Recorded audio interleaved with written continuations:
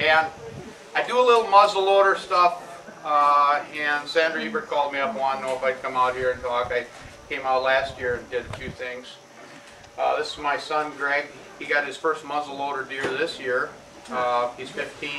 He shot 15 deer already. That gives you an idea. He's got all the ability and I don't have any. But every gun that I've got three different muzzleloaders here, 3 different types, and they're all replicas of certain historical weapons. And I like history. I guess that's why I'm interested in Chautauqua and all that kind of stuff. But so when I get a muzzleloader, I like to get something that's sort of historical. This model right here, this is a replica of a model 1803 Harper's Ferry. It's a 54 caliber rifle. In other words, when I'm saying rifle, it's got the rifling in it so that it gives a spin on the ball. This was standard military issue for the Lewis and Clark Corps of Discovery when they went on their expedition out across all the way to the Pacific. They were all carrying 1803 Harper's Ferries. This is a flintlock. The flintlock was in existence. It was kind of like state-of-the-art technology for about 400 years. It was the flint. The flint is this stone right in here, and it's held in this little vise-like thing here. This whole thing here together is called the cock. And when the first flintlocks came out, they literally had a casting of a cock's head on there, and then the beak would hold the flint.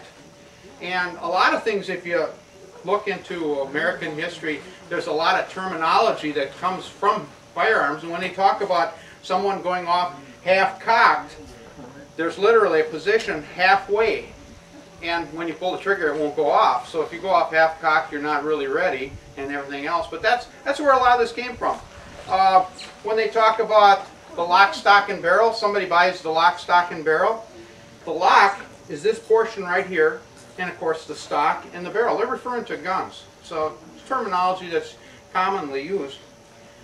Another gun that I've got, just to explain what happens here, in a flintlock, for instance, we pour powder down the barrel, stuff a round ball in top of it, then there's a pan on the side of this here, and we put some powder in there and pull this thing back. This is called a frizzen, and it covers the pan up so it holds the powder in there.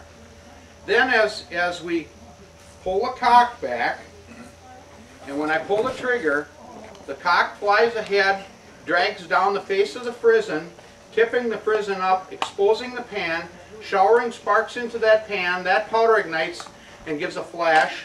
And there's a little tiny hole in the back of the barrel here.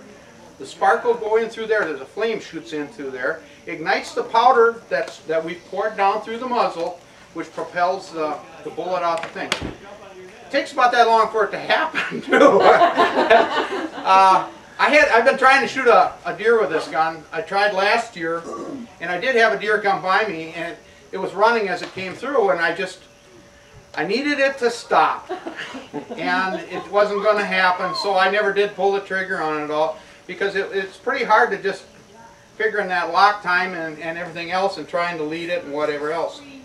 Just to, the way to check, some of the stuff I'm going to be telling you is just things I've learned about muzzleloaders, but the way to tell if your muzzleloader is loaded, there is only really one way besides pulling the trigger and shooting it. You stick your ramrod down the bore. You see this one, it went right down to the bottom, so there's nothing in here.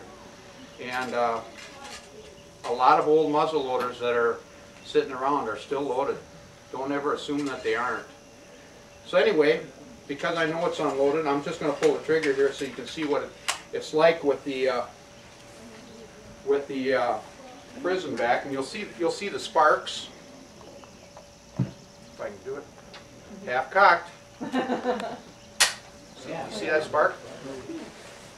That's the ignition system for a flintlock muzzleloader. Another muzzleloader that I've got here. This is too as a replica.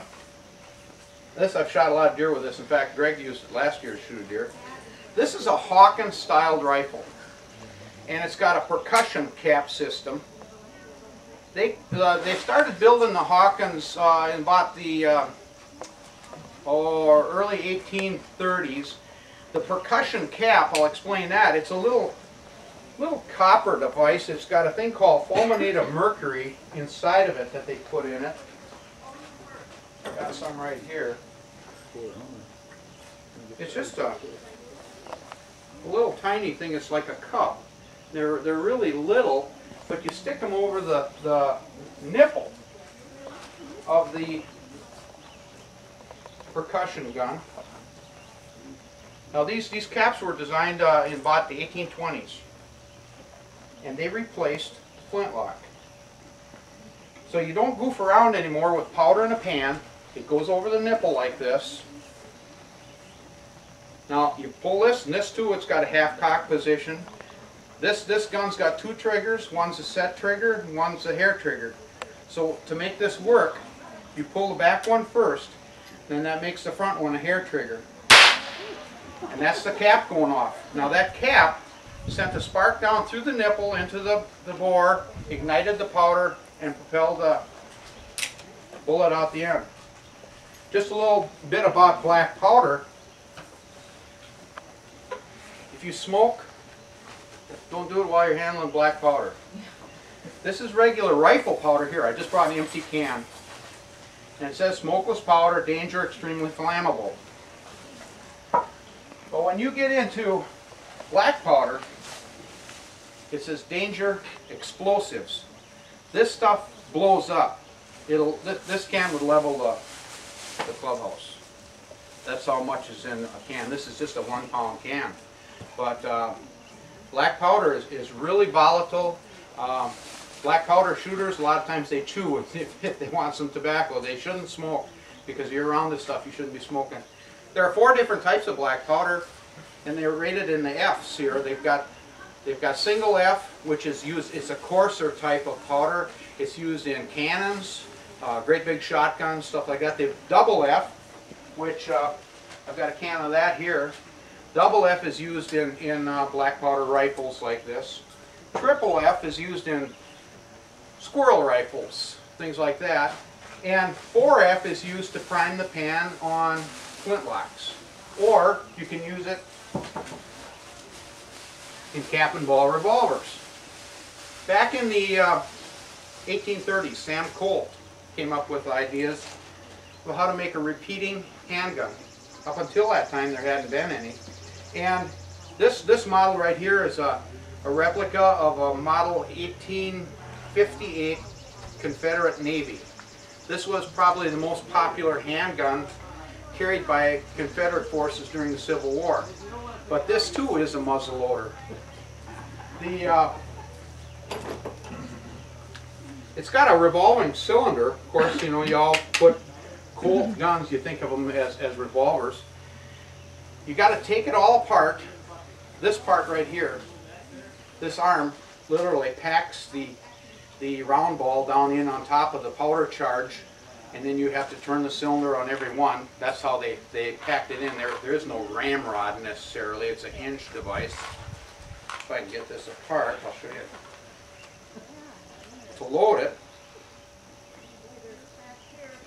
they had to pull the barrel assembly off, and then you put this at half cocked again, although here you call it a hammer.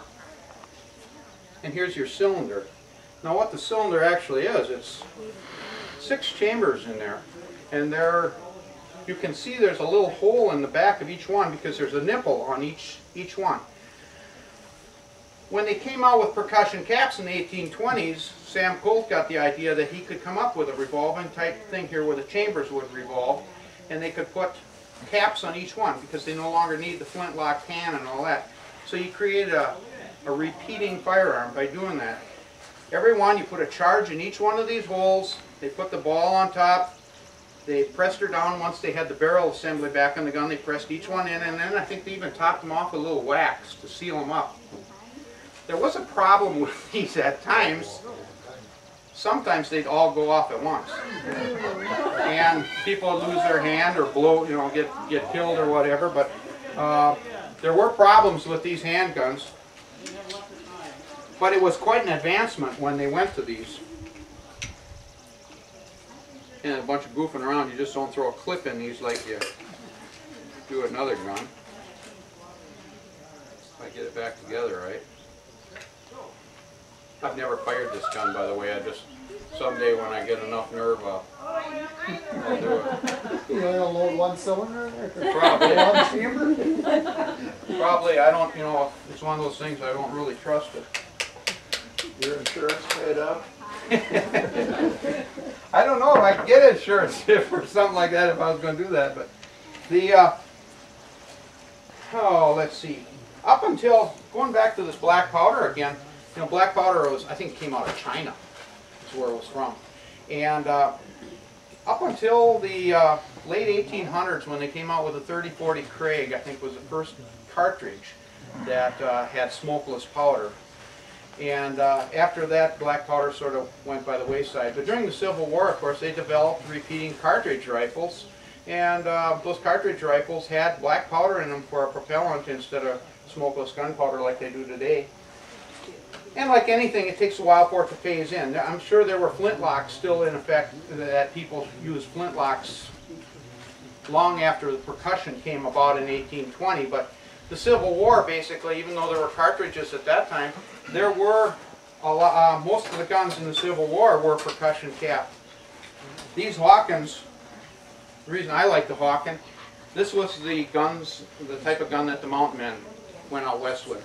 They shot grizzly bears with these. They shot elk. They shot buffalo. To get a 50 caliber Hawken was really the thing that you really wanted. And they were made in St. Louis. There was some Hawken brothers that designed these guns. I have noticed, and I'm just going to tell you, there's a lot of goofing around when you get into black powder. But one of the things is, you don't clean them up like a regular firearm. When you're working with black powder, you literally clean the gun with hot soap and water. And it comes apart. You take these wedge locks out, that pin, and the barrel literally comes out like that. Now there's a thing on here, this is called a hooked breech. It hooks into the tang of the gun and drops in like that. But that was quite an advancement when they came out with a hooked breech like that. We take a tool like this, it's a little wrench, and these nipples are replaceable, and you take and screw them out. Then you put this end down in the hot water tub, hot soapy water, put a rag over the hole, and you start going up and down through there and scrubbing that inside out. It smells like rotten eggs, because that's what this sulfur, saltpeter, and charcoal, that's what black powder is made up of. And it smells just like rotten eggs. So you kind of like to do it outside or up in the milk house or something like that. That's what I do. That's how you clean up black powder guns. Now, how much can you shoot before you have to clean it? well, I suppose you could maybe get 10 rounds down. Every time you shoot, there's like a buildup of that stuff in there. It's black stuff. And it just makes it that much tighter to put the next one down. During the Civil War, they found a gun laying on Gettysburg battlefield with 22 loads that somebody had put down, never realizing that the gun wasn't firing in the midst of the battle and everything. But something about being able to go out in the woods carrying a weapon that the mountain men carried, I always thought was kind of neat. I'm going to just show you. I'm going to get one of these things to fire. I'll try the flintlock. Now before, I'd stuffed a rag down in here because there's oil. Oil gets down in them after you get them all washed up with the soap and water. You oil them all up and everything. And oil kills gunpowder. If you ever want to kill primers, for instance, you throw them in a bunch of oil and that kills them. And just going to stuff a rag down in here. Try and get some oil out of there. if I go out hunting, I always fire my muzzle loader before I go out hunting, then I reload, so that I know that it is going to work. And sometimes that doesn't work. I've had misfires. I've experienced misfires already. I'm using a tool called a jag, or a worm. This is a worm. It's a little spiral wire device. Very, very necessary. Without it, you'd have a heck of a time. Which brings up a thing. I can fish out this piece of cloth here using the worm. But you ever get something stuck down in these things, and it's down the bottom, there's a device here that you can put on. It's a screw, a little screw. This is called a ball puller. Put that in the end of your ramrod, and you twist that into the bullet. And sometimes that works, that you can extract the bullet that way, but sometimes you just can't get them out, and it won't fire to get it out or anything else. Never did it dawn on me until I had to do this. You notice this gun's got a round barrel, but only from here on out. Here it's octagon. This gun here, octagon barrel. The reason it's octagon is because sometimes you got to put a wrench on it. That's how you hold it. You literally have to take, for instance, on this lock, and it's easy to get the thing out, so I'll just show you on there. There's what they call a breech plug. Remember, the end where the bullet comes out, that's called the muzzle, and the other end's called a breech. You can put this thing in a padded vise and put a wrench on here, and you can't see it there, but there is a spot where there's a place right about here. This whole end here happens to match up perfectly with the rest of the octagons, but you can put a wrench on here and turn this out, and then you can drive whatever you got right on through, and that's how you solve that. You got to use a big wrench too. They're in there pretty tight, but it's amazing how even the old guns, how they got them, the flats all to line up just perfectly right as the threads ended. Just amazing. Maybe they had it all threaded together before they milled it or something. I don't know. I'm not a machinist or anything. How easy is it to put back together and get it lined up, though? Nothing to it. Really? Even I could do it. I mean, yeah. It's just a case of just taking and tightening it up till it's fully tight, and it just happens that it's perfectly in line. Wow. It's just unbelievable how they had it that precise. Oh, let's see where did I lay that wedge. Where did I lay the wedge for this? Just had it here. Oh, here it is.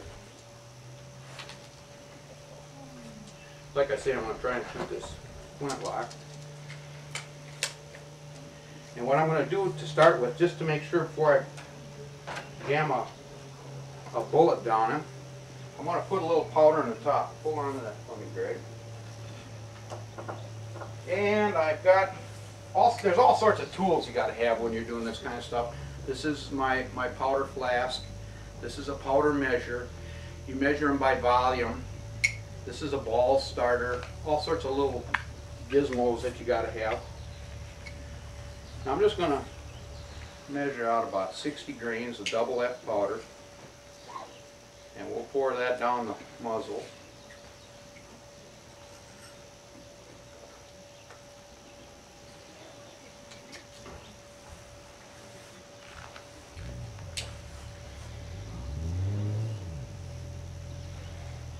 Now when you load, you have to get in a habit of holding your arm out like this. Never be a load and pour down like that.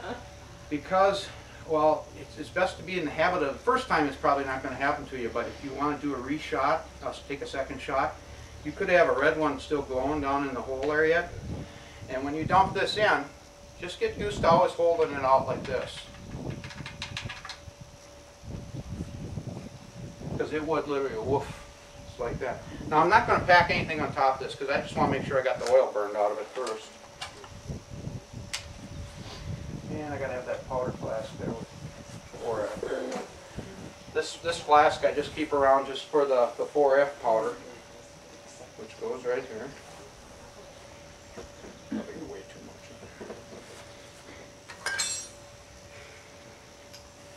Now I'll stick it outside so it doesn't smoke the whole pan up.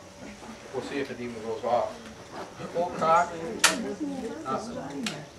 So you get misfires, you can. That time it went off. Down there where?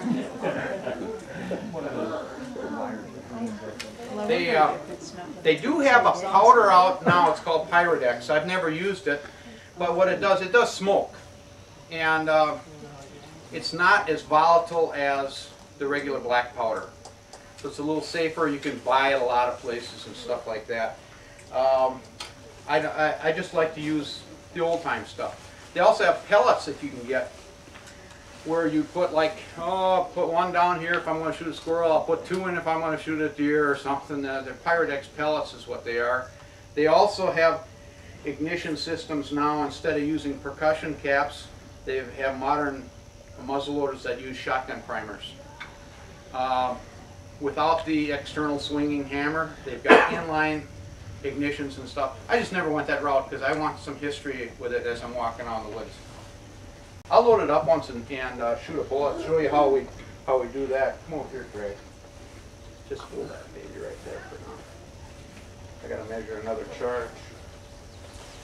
Yeah, I laid my powder measure here.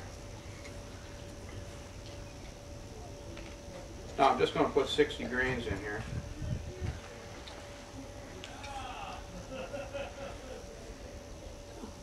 Again, could be a red one down there. Sometimes I've known people that'll blow in the nipple end to try and blow them out already or do something like that, but I don't know. Okay, I've got 60 grains in there. Hang on, get some more. Oh, let's see, I've got, here's a round ball. This is a 54 caliber round ball. I think they weigh, oh gosh, I'm trying to think how much they are. They're not as heavy as like a 12 gauge or anything like that. And here's what I'm looking for. I've been using these for patches. You got to have just the right thickness of patch to make the ball go down in there tight enough. And for lube, I just use spit, and it seems to work. This is the point where you use the ball starter. And we get it started down the hole. Take the ramrod. Now the grizzly bear's coming, remember? I'm sure that the guys that use these every day got to be really good at it. And you know, they could probably get a shot off every minute or so. But for me, it's pretty much like about a 3-minute deal. Okay, now you see how much more the rod sticks up now than it was when I first put it in. It was way down here. That like I say, that's the indicator if it's loaded or not.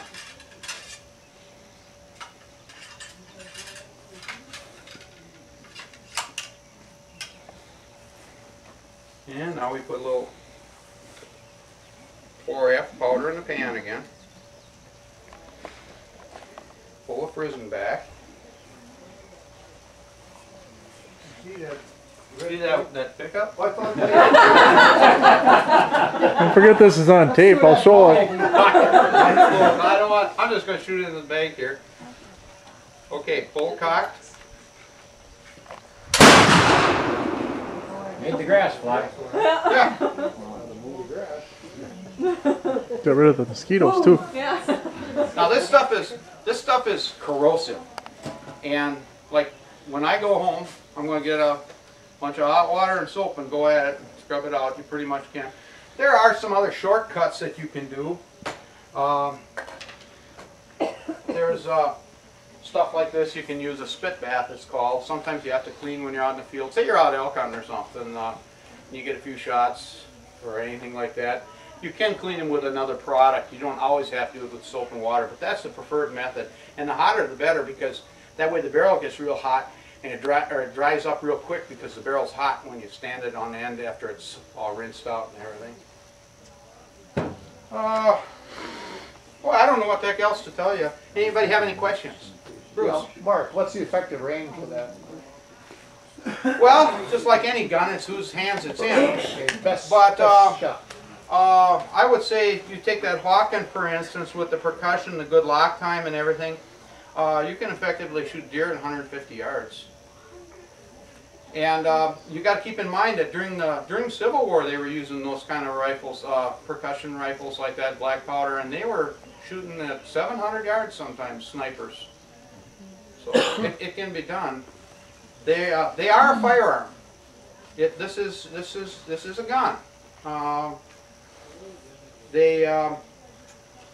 Felons can't use them. I mean, they are classified as a firearm, and they go off. There's no doubt about it.